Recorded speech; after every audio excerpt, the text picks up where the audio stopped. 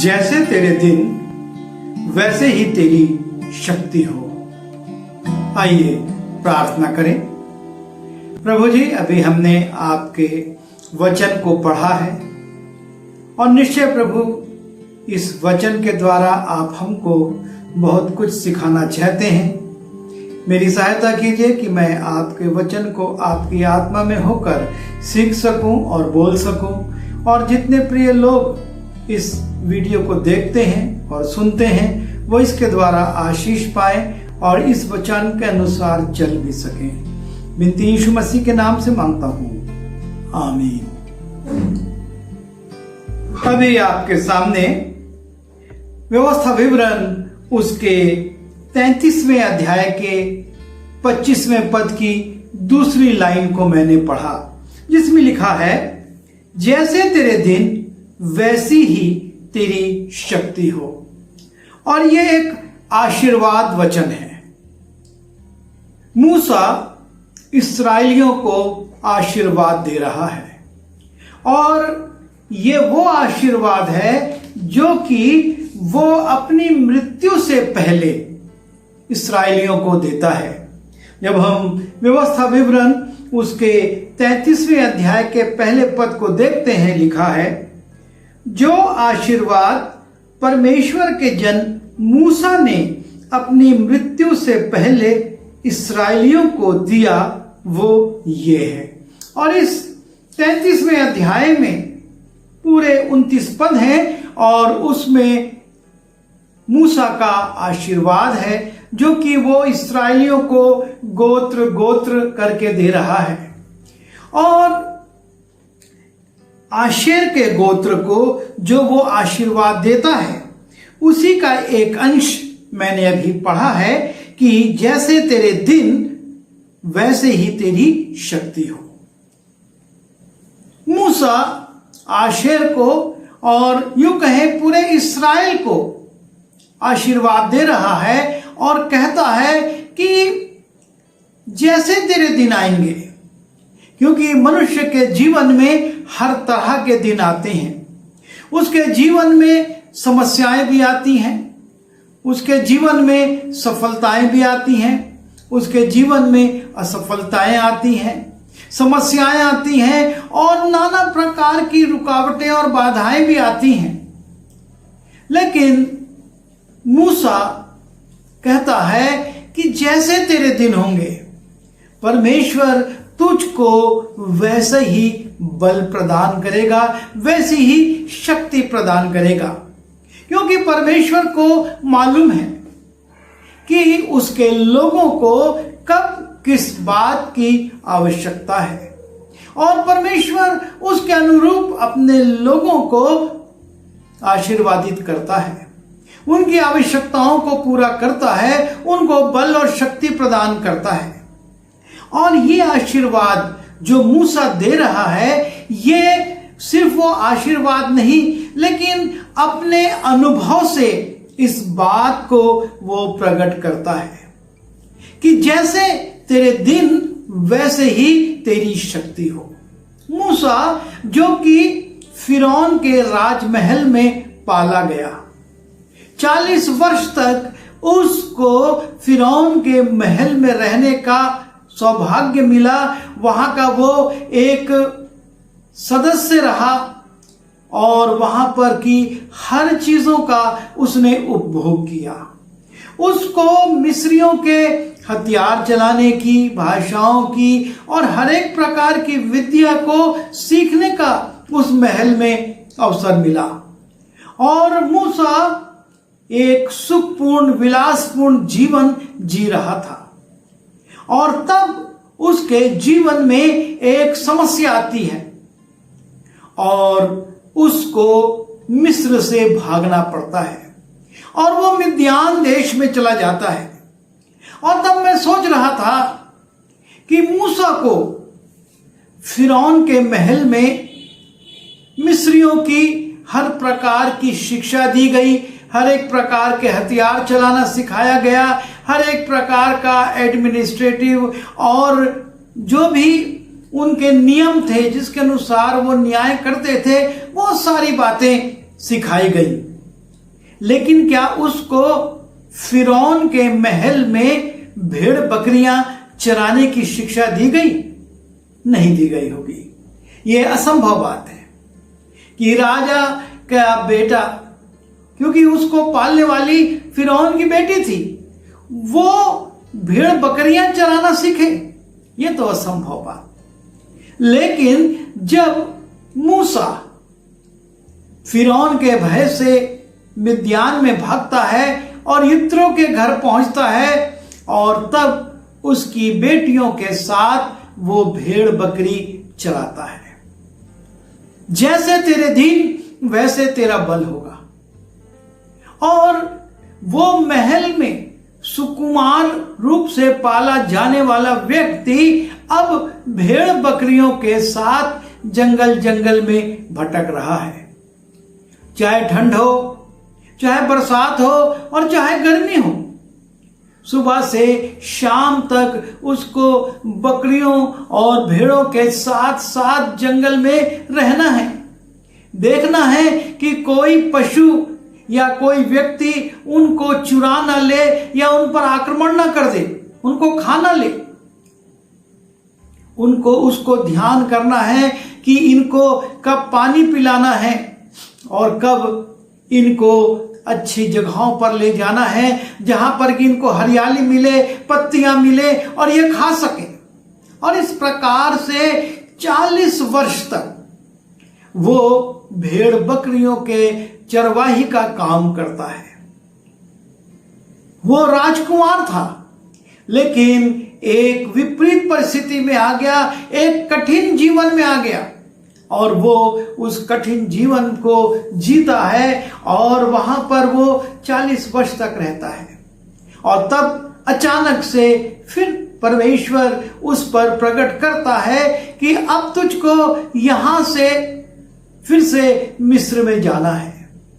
और मिस्र में जाकर उसको अब राजा के सामने खड़ा होना है, इस्राएलियों की अगुवाई करना है, इस्राएलियों से बातचीत करना है और उनको देश छोड़ने के लिए तैयार करना है।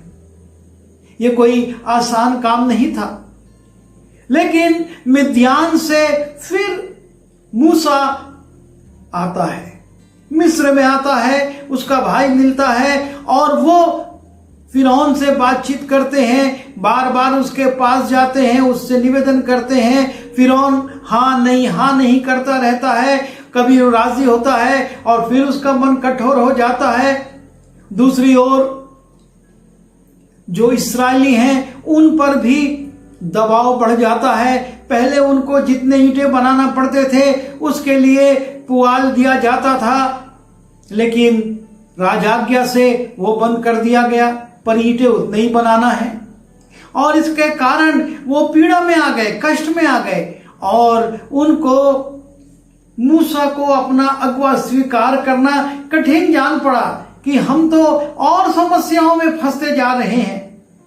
लेकिन परमेश्वर ने उसको इतना बल दिया, इतनी बुद्धि दी कि वो ना सिर्फ फिरौन से बातचीत करता रहा, पर दूसरी ओर वो इस्राएलियों को भी समझाता रहा, बताता रहा कि उनको तैयार रहना है, उनको इस देश को अब छोड़ना है। 430 वर्ष की गुलामी बहुत हो गई और अब तुमको उस देश में जाना है जो इब्राहिम, इसहाक और याकूब से परमेश्वर ने शपथ खाकर कहा था कि यह देश मैं तुझको और तेरी संतानों को दूंगा। और तब सारी परिस्थितियां बदलती हैं। फिरौन कहता है तुम हमारे बीच में से निकल जाओ, और मूसा अब एक अगुवे के रूप में एक बड़ी भीड़ को लेकर जा रहा है।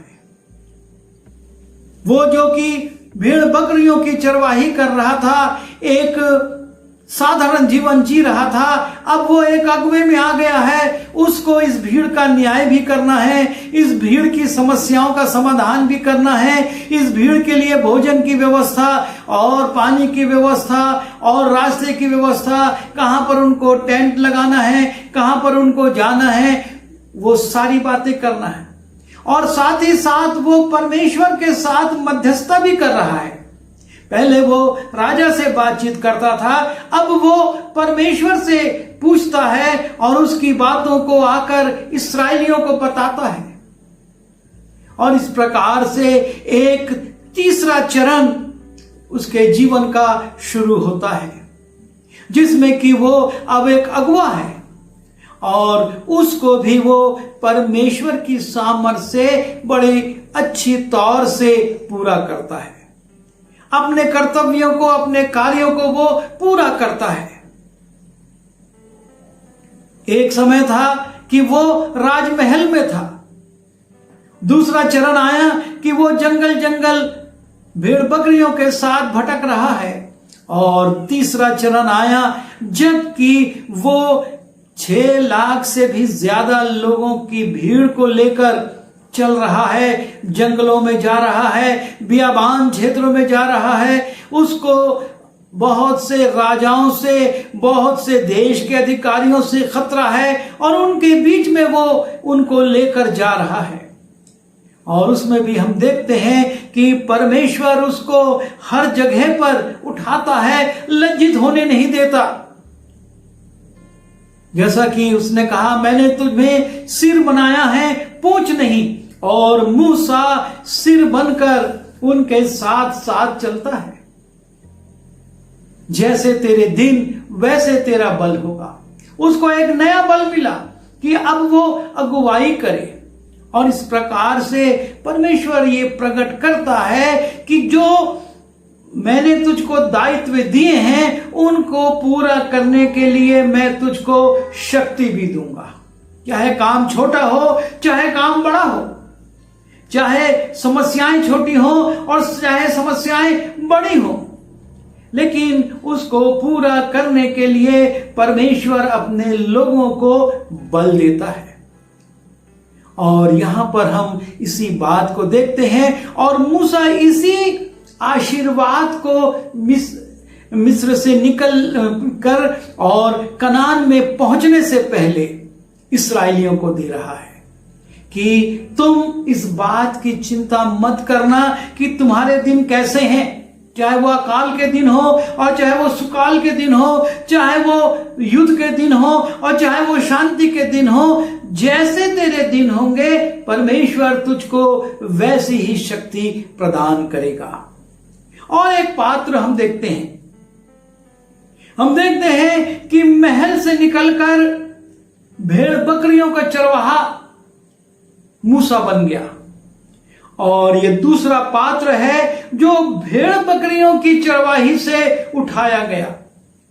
और ये भी हमारा बहुत जाना पहचाना पात्र है दाऊद, जो कि अपने परिवार की थोड़ी सी भेड़ बकरियों की चरवाही करता था।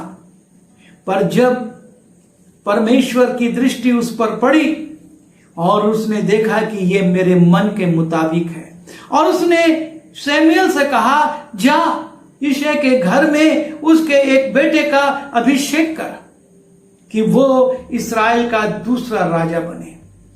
और जब शमूएल आता है, वो देखता है कि अच्छे डील डॉल का मिलिट्री में रहने वाला नौजवान है।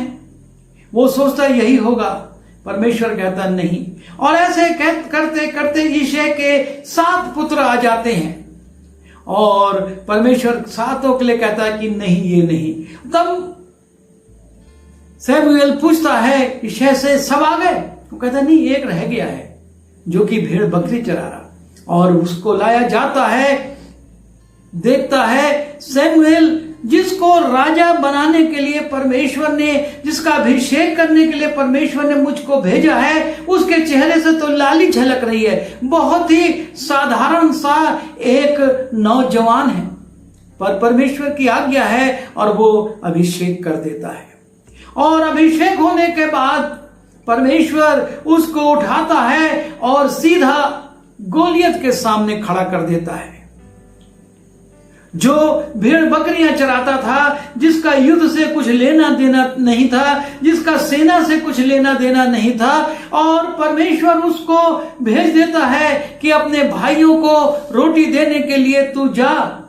और जब वो युद्ध क्षेत्र में पहुंचता है तो देखता है कि एक पलिश्ती सारे इस्राएल को चुनौती दे रहा है और परमेश्वर उस चरवाहे को एक नया बल दे देता है कि अब तो इसको मारेगा।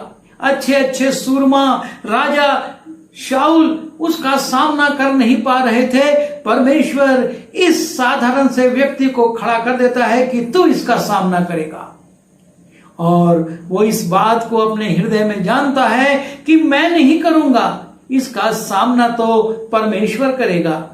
और इसलिए वो कहता है तू तो सारे हथियार लेकर आता है पर मैं अपने परमेश्वर का नाम लेकर आ रहा हूं और जैसा तेरा दिन वैसा तेरा बल। और दाऊद उस गोलियत को अपनी गोफन के एक पत्थर से मार गिराता है और उसी की तलवार से उसके सिर को काट देता है और उसके बाद उसको महिमा मिले, उसको और राजपाट मिल जाए, पर उसके विरुद्ध राजा शाऊल खड़ा हो जाता है क्योंकि ज्यादा प्रशंसा लोगों ने दाऊद की कर दी और इसलिए उसके दिल में जलन आ गई।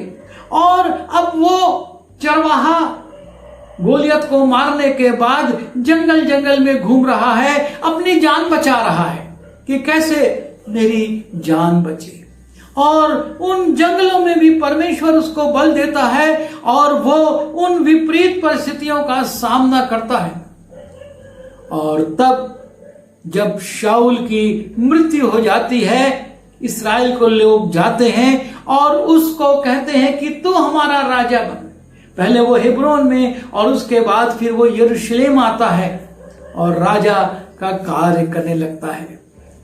वो साधारण चरवाहा पहले गोलियत को मारता है, जंगल जंगल भटकता है और अब परमेश्वर ने उसको राजगद्दी पर बैठा दिया और वहां पर भी वो बड़ी बुद्धिमत्ता के साथ, समझदारी के साथ राजपाट को चलाता है।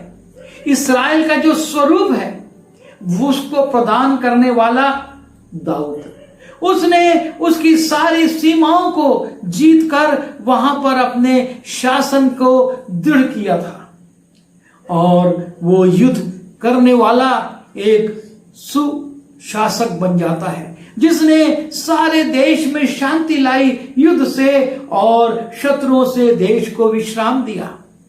और परमेश्वर उसके जीवन को देखकर उससे एक वाचा मानता है कि तेरे कुल का एक व्यक्ति जरूर इस्राएल पर राज्य करेगा, जैसे तेरे दिन वैसे तेरा बल होगा। वो चरवाहा कहां सेना में चला गया और गोलियत को मारकर आ गया, फिर जंगल जंगल भटकता रहा और उसके बाद वो इस्राएल का राजा बन गया और उसमें भी उसने योग्यताओं को सिद्ध किया क्योंकि करने वाला वो नहीं था, उसको बल देने वाला परमेश्वर था जिसने कहा जैसे तेरे दिन वैसे तेरे बल होंगे। और इस प्रकार से परमेश्वर ने इन दोनों पात्रों के माध्यम से यह प्रकट किया कि संसार में उसके लोग किसी भी पद पर हो, किसी भी स्थान पर हो, परमेश्वर उनको बल देगा और उनको उठाएगा। उनको लज्जित होना नहीं पड़ेगा।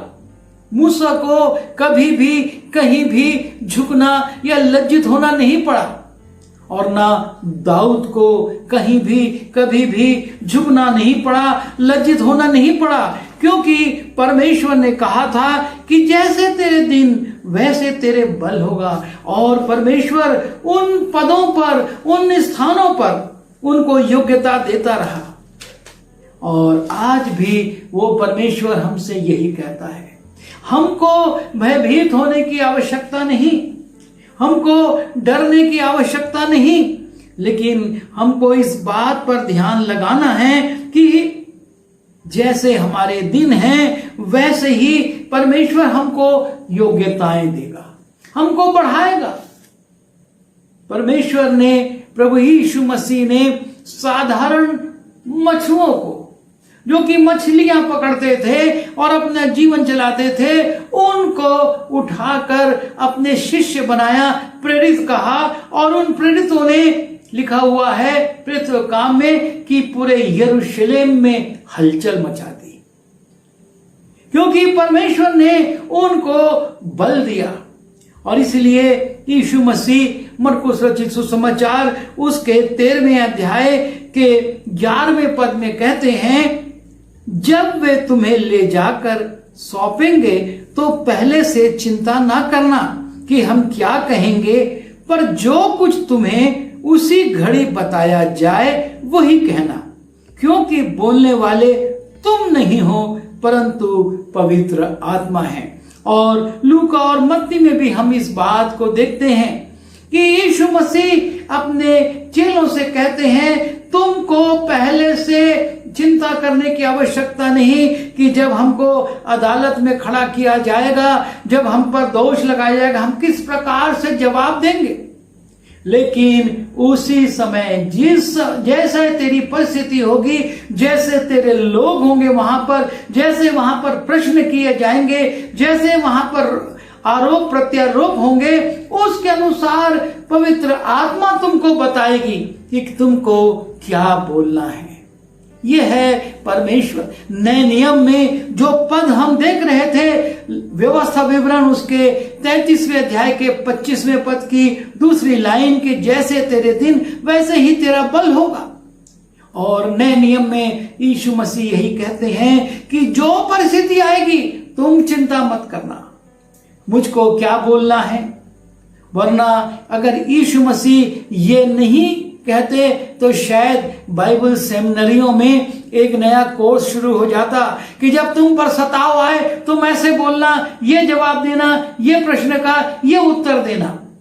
लेकिन आज कोई नहीं सिखाया था। कारण यह है कि यीशु मसीह ने कह दिया कि तुम बोलने वाले नहीं हो, बोलने वाला पवित्र आत्मा है। जब हम मत्ती रचित सुसमाचार उसके 10वें अध्याय में जाते हैं और 17वें पद से 20वें पद को देखते हैं, वहां पर हम पाते हैं यीशु मसीह इसी बात को अपने चेलों से कह रहे हैं, तुम लोगों से सावधान रहो, क्योंकि वे तुम्हें महासभाओं में सौंपेंगे और अपनी पंचायतों में तुम्हें कोड़े मारेंगे। तुम मेरे लिए हाकिमों और राजाओं के सामने उन पर और अन्य जातियों पर गवाह होने के लिए पहुंचाए जाओगे। जब वे तुम्हें पकड़वाएंगे तो ये चिंता ना करना कि हम किस रीति से या क्या कहेंगे, क्योंकि जो कुछ तुमको कहना होगा वो उसी घड़ी तुम्हें बता दिया जाएगा। परमेश्वर कहता, मैं तब भी तुम्हारे पास सताओं में भी तुम्हारे साथ साथ रहूंगा और तुमको बताऊंगा कि तुमको क्या बोलना है, क्या जवाब देना है। यह है परमेश्वर का वायदा। जो परिस्थितियां होंगी, परमेश्वर उस परिस्थिति में आपको और मुझको तैयार करेगा, उठाएगा, जवाब देने के लिए हमको तैयार करेगा। और यही बात यीशु मसीह ने लूका उसके 13वें अध्याय के 11-12 पद में भी कहा। 12वें अध्याय के 11-12 पद में भी यीशु मसीह इसी बात को कहते हैं, तुमको चिंता करने की आवश्यकता नहीं। हमको इस संसार में जहां पर भी हम हैं, जो भी दायित्व परमेश्वर ने आपको और मुझको दिया है, उसके लिए वो आपको और मुझको बल भी देगा। वो आपको और मुझको उसको वहन करने की योग्यता भी देगा। बस देखना यह है कि ये काम हम अपनी योग्यता से चुन रहे हैं या परमेश्वर हमको वहां पर मनोनीत कर रहा है। हर जगह पर मूसा गया, लेकिन परमेश्वर ने उसको साथ में रहा और उसको साथ दिया। दाऊद के साथ वही हुआ, चेलों के साथ वही हुआ, और हमारे साथ भी यही होगा, बशर्ते हम अपने परमेश्वर से जुड़े रहें और उसके साथ साथ चलें। और जब हम उसके साथ साथ चलेंगे तो वो यही कहता है, जैसे दिन आएंगे वैसे तेरा बल होगा। प्रभु हमारी सहायता करे। आइए हम प्रार्थना करें। प्रभु जी, हम आपका धन्यवाद देते हैं कि आप अद्भुत परमेश्वर हैं। आप ना छोड़ते हैं ना त्यागते हैं, लेकिन आप हमेशा हमारे साथ साथ रहते हैं। और हमने मूसा के जीवन में भी यही देखा, दाऊद के जीवन में भी यही देखा, और आपके यीशु मसीह के शिष्यों के जीवन में भी यही देखा है कि वो हमेशा आपके साथ रहे और आप उनको हमेशा संभालते रहे और ऊंचे और ऊंचे और ऊंचे स्थानों पर ले जाते रहे। हम सबकी सहायता कीजिए कि हम भी प्रभु जी अपने दिनों की चिंता को ना करें कि इन परिस्थितियों में हम क्या करें। हम योजना ना बनाएं, पर अपने आप को आपके हाथ में सौंपें और आपके कार्य को देखें। विनती यीशु के नाम से मांगता हूं, आमीन। आइए हम आशीष ग्रहण करें। अब परमेश्वर पिता का प्रेम, प्रभु यीशु मसीह का अनुग्रह और पवित्र आत्मा की सहभागिता उन तमाम लोगों के साथ जो इस वचन के अनुसार परमेश्वर से बल चाहते हैं, प्रभु यीशु मसीह के दूसरे आगमन तक बनी रहे। आमीन।